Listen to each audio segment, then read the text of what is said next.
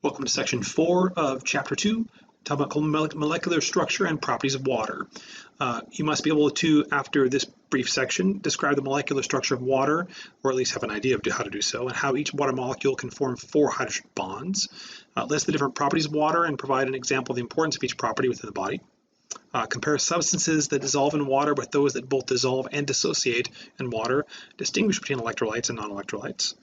Describe the chemical interactions of nonpolar substances and water, and explain how amphipathic molecules interact in water to form chemical barriers. So starting with the molecular structure of water, water is composed of 2/3 of the human body weight, by weight, I should say.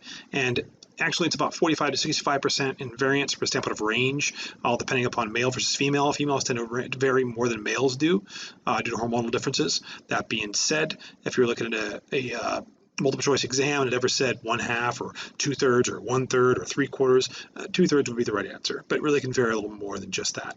Water is a polar molecule. One oxygen atom is bonded by 2 hydrogen atoms, H2O, right? Oxygen atom has 2 partial negative charges, and the hydrogens have single partial positive charge each. So that can form 4 hydrogen bonds with adjacent molecules. That's central to water's properties, the fact that it can form those 4 hydrogen bonds with adjacent molecules because of the 2 partial negative charges for oxygen and each of the hydrogens having a single positive charge. The phases of water, 3 phases of water, basically depending on the temperature. Gas, water vapor, with high heat, right? It's a substance with a low molecular mass. Liquid or water, plain water, almost all water in the body, and that's liquid at room temperature due to hydrogen bonding.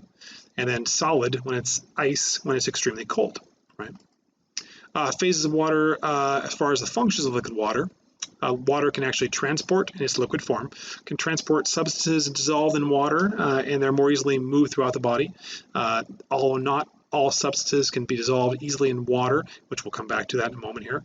But generally speaking, that's a primary function of water. It can lubricate, decreases friction between body structures, kind of important, cushions and absorbs sudden force of body movements, and of course it excretes wastes. Unwanted substances that are dissolved in water are easily eliminated. Not to mention, if you don't have water, you're not going to have proper transport of the wastes. That said, cohesion, surface tension, and adhesion. Cohesion is when you have an attraction between water molecules due to hydrogen bonding in liquid form. Surface tension is when there's an inward pulling of the cohesive forces at the surface of the water, and that causes moist sacs of air in the lungs to collapse. And so it acts as a surfactant, lipoprotein, which prevents collapse. Okay. Adhesion is an attraction between water molecules and a substance other than water. As far as the properties of water in terms of heat and the height of vaporization, temperature itself is really a measure of kinetic energy of atoms or molecules within a substance. Specific heat is the amount of energy required to increase the temperature of 1 gram of one substance by 1 degree Celsius. And water's value is extremely high due to the energy needed to break hydrogen bonds, and heat obviously helps with that process. And this, of course, contributes to keeping body temperature constant. That's one of the negative feedback cycles of trying to reduce temperature and help affect temperature with warming or cooling. Water plays a significant role there in negative feedback cycle for homeostasis and maintain that constant temperature or near constant temperature of 98.6 or similar, right? As far as the properties of hot water for vaporization, vaporization is the heat required for release of molecules from a liquid phase into a gaseous phase for 1 gram of a substance. And again, water's value is very high due to its hydrogen bonding. Sweating cools the body, at least it's supposed to, that is the goal, and excess heat is dissipated as water evaporates, right? And basically it becomes dry, so to speak. Water is a solvent to the body, solvent because it's in large amount in a solution, whereas solutes are substances that are dissolving in water, or at least they should dissolve in water or expected to dissolve in water, and the solute is going to be of a much lesser amount or level than the solvent is, right? Water is called a universal solvent because most substances dissolve in it, and the chemical properties of a substance determine whether it will dissolve or not. Now, those substances that will dissolve in water, polar molecules and ions, hydrophilic means water-loving, and water surrounds the substance and it forms a hydration shell. Some of those substances will dissolve but remain intact. Those are going to be non-electrolytes. Glucose and alcohol are examples. and they remain intact, but they don't conduct current. And that becomes important for if they don't conduct current, they're not going to contribute to processes in the body for fluid exchange, for essentially for heartbeat, basically a regulation of the heart, and neurons firing, very important factors that are involving electricity, right? Electrical behavior or electrical response. And substances that dissolve and dissociate or separate electrolytes like sodium chloride, hydrochloride, acids and bases, both, if their electrolytes can both dissolve and dissociate, okay? Some of those that don't dissolve in water are non-polar molecules, which are hydrophobic, meaning they're water-fearing. There's a hydrophobic exclusion, which means cohesive water molecules force out non-polar molecules. Hydrophobic interaction excluded molecules. Hydrophobic substances require carrier proteins to be transported within the blood, like fats and cholesterol. They're unable to dissolve within water. And those that partially dissolve in water, those are amphipathic molecules. They have polar and nonpolar regions. The polar portion of the molecule dissolves in the water. Nonpolar portions are repelled by the water. And phospholipid molecules are amphipathic. The polar heads have contact with the water, non-polar tails group together, and this results in bilayers of phospholipid molecules, like the membranes of a cell.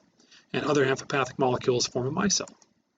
And here's a good graphic representation here of hydrophilic substances that dissolve in water, your non-electrolytes and your electrolytes. The non-electrolytes dissolve and remain intact, like glucose and alcohol, and then the electrolytes dissolve and dissociate, like salts, sodium chloride, acids, hydrochloride, and bases. And the hydrophobic molecules don't dissolve in water. They're nonpolar molecules. Amphipathic molecules partially dissolve in water. Remember, they have the polar head, which makes contact with water there, and the tails basically combine to form that phospholipid bilayer. So what's the intermolecular bond that is significant in determining the properties of water? The fact that the oxygen actually has 2 bonds, and each for the positive, and then 2 for the hydrogen have the negative, and combined they could form 4 hydrogen bonds, and that's a key property of water. Which property of water contributes to the need to produce surfactant and prevent collapse of the alveoli? We're basically talking about going back to show you here, surface tension. And then we have which property contributes to body temperature region through sweating. Should be able to get that quite easily. We have vaporization. Why is sweating less effective in cooling the body on a humid day? You won't see that in the PowerPoint here, but it should make sense from the standpoint of if you're expecting vaporization to play a role, but then you have humidity whereby there's a lot of moisture in the air, you're not going to have the same effect. The water's not going to evaporate. You have that constancy, or not constancy, but constant battle in trying to actually sweat and then have water hopefully evaporate to help cool the skin layer. Instead, what you have is water or moisture being right there in the skin layer at a constant, not at a constant level, but at a constant standpoint, it's affecting the ability to sweat and cool the body. How does the interaction of a non-electrolyte and water differ from the interaction of an electrolyte and water? Well, going back to that picture again, we have the non-electrolyte that dissolves and remains intact, like glucose and alcohol, and we have the electrolytes that dissolve and dissociate, like salts, acids, and bases. And then lastly, how do phospholipid molecules interact with water to form a membrane?